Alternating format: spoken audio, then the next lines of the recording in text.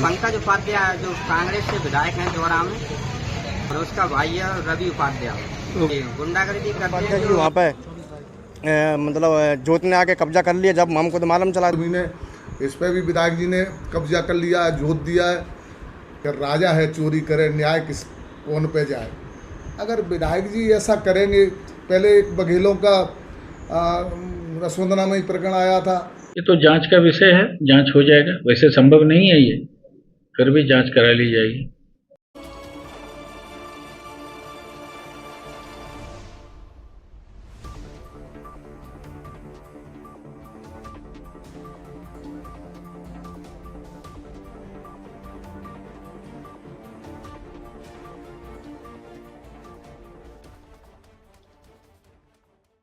नाम सत्येंद्र कुशवाहा है, ग्राम रसोदना है, तहसील जौरा है और जिला मुरैना है सर। जो ऐसी कि हमारी ज़मीन है 125 बीघा है रसोदना बेड़ में, जो कि हमारे पुरखा जो शुरू से ही जोतते आ रहे हैं उसको। और जो जैसा कि एक मैंने आपको पहले भी बताया था, जो उमेश नाम का एक शख्स था, बगल पास के ही गांव का है, तो उसने बोला था कि सर हम आपकी ज़मीन को सबको भूमि शामी करा देते हैं।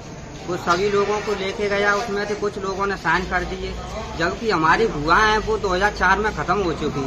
और 2004 में ख़त्म होने के बाद 2013 में रजिस्ट्री हो गई, जबकि रजिस्ट्री कैसे हो सकती है, जबकि ज़मीन सरकारी है जो कि हस्तांतरी है, उसको बेच भी नहीं सकते हैं बिना हम कलेक्टर साहब की अनुमति के बिना। जो परमिशन नहीं देंगे तो हम बेच ही नहीं सकते हैं उसको। फिर भी ऐसा हो गया। तो क्या है, जो 10-8 लोग आते हैं जो बंदूकों के साथ, तो उस पर कब्जा कर लिया है। बंदूकों के बल पर उसने मशीन चलवा दी है उसमें। तो चरनोई है, उसको चरनोई को भी पूरी को जोत लिया है। कम से कम 100 बीघा चरनोई है, उसको भी तोड़ दिया उसने। लेकर आने की बोलते हैं तो बंदूक लेके आ जाते हैं, करनी नहीं देते हैं। नो कहते हैं अब तो मेरा कब्जा है इस पर। पंकज उपाध्याय जो कांग्रेस से विधायक हैं द्वारा में, और उसका भाई है रवि उपाध्याय। गुंडागर्दी करते हैं, जो लोग रहते हैं वहाँ पे 2 नंबर के बंदूक लेके, अभी भी बंदूक लेके रहते हैं वहाँ पे। सर आवेदन इसलिए दिया है क्योंकि जो हमारी भूमि थी ना 216, 218, 219, 227, जो कि पंकज उपाध्याय जी के नाम बोल रही है, क्योंकि मतलब हमने बेची भी नहीं है, क्योंकि हमारी बुआ जी खत्म हुई थी 2004 में बादामी, और 2014 में रजिस्ट्री फिर कैसे हो सकती है। और हमको तो अभी पता चला, जब हम तो अभी तक अपनी भूमि को करते आ रहे थे, और जब बाद में पता चला है ये पंकज उपाध्याय जी वहाँ पे मतलब जोत ने आके कब्जा कर लिया। जब हमको तो मालूम चला, तो हम एसडीएम साहब जी को आवेदन देने के लिए आए थे। कब्जा क्या ज़बरदस्ती थे, बंदूक वाले कुछ बंदे भी थे, और हम जाते तो हमको वहाँ से भगा देते हैं। तुम्हारा क्या है, भगो यहाँ से।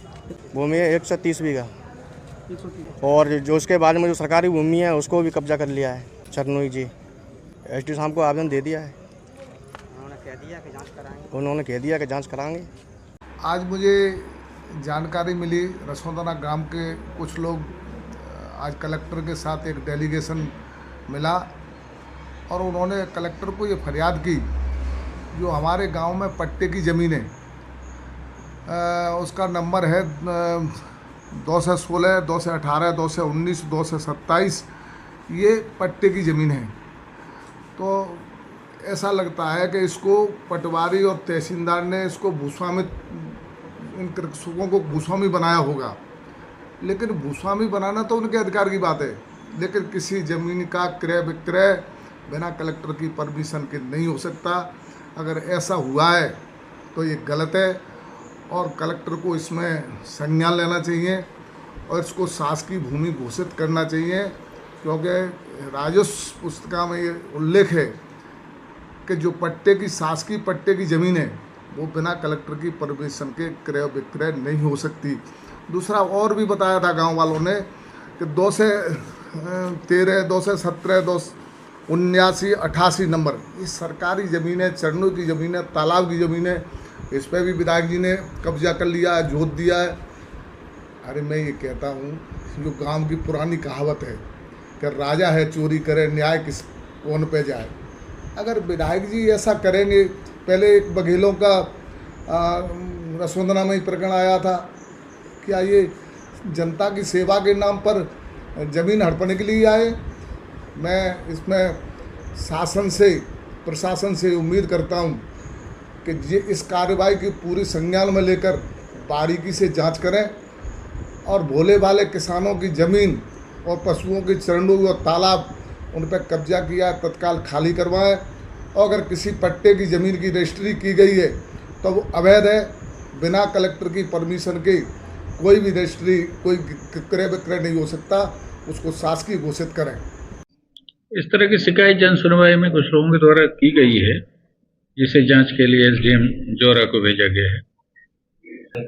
अब इसके बारे में भी कोई पुष्टि जानकारी आपसे शेयर नहीं की जा सकती जब तक जांच नहीं हो जाएगी। कुछ भी कहना संभव नहीं है। अतिक्रमण हुआ है, नहीं हुआ है तो कितना हुआ है, ये सारी चीजें हैं जो जांच में सारी बातें आ जाएंगी। नहीं, बिल्कुल नहीं किया जा सकता, न किसी के नाम किया जा सकता है, न कब्जा किया जा सकता है।